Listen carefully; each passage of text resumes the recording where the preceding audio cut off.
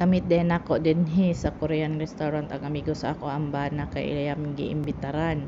Pero kung ba nawala danhi kay tuwa dito sa Pasamaram kauban pud sa iyahang amigo pod sa iyang katrabaho. So mo ni karon mo pa ni pag-abot namo pero ang amigo sa ako ang bana humana na ay nagkaon na ni siya kay gigusla na daw siya di na siya kahulat. So mo nang pag-abot namo diri nagsugod na jud tanan ang mga proseso na nag-barbecue na diri.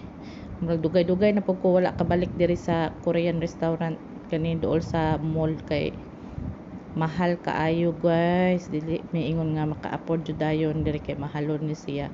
So nagpasalamat mi kay nay sponsor namo. So kami ra des ako ang anak ani uban sa amigo sa ako ang bana.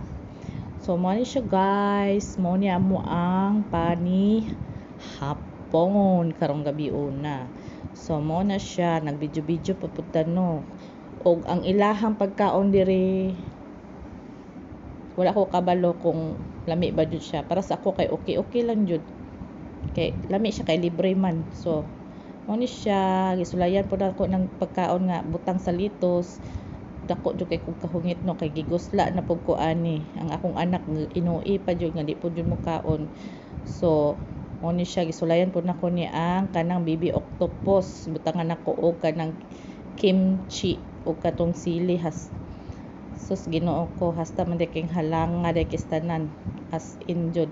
So mo na ako nang gi-shoot sa ako ang ba no dako jud kay tanan kog kaon kabalo ko ay na dinha pag-istorya kay kabalo na ko ana og ay na mo sigig ingon nga mo nang manambok ko ay mo pagbot ko manambok ko lami ang pagkaon mo nang kinahanglan jud mo kaon kay free na siya mo na nga guys. Nagpasalamat mig dako kay naay na sponsor sa amo og dinhi na lang ang video. Salamat, bye.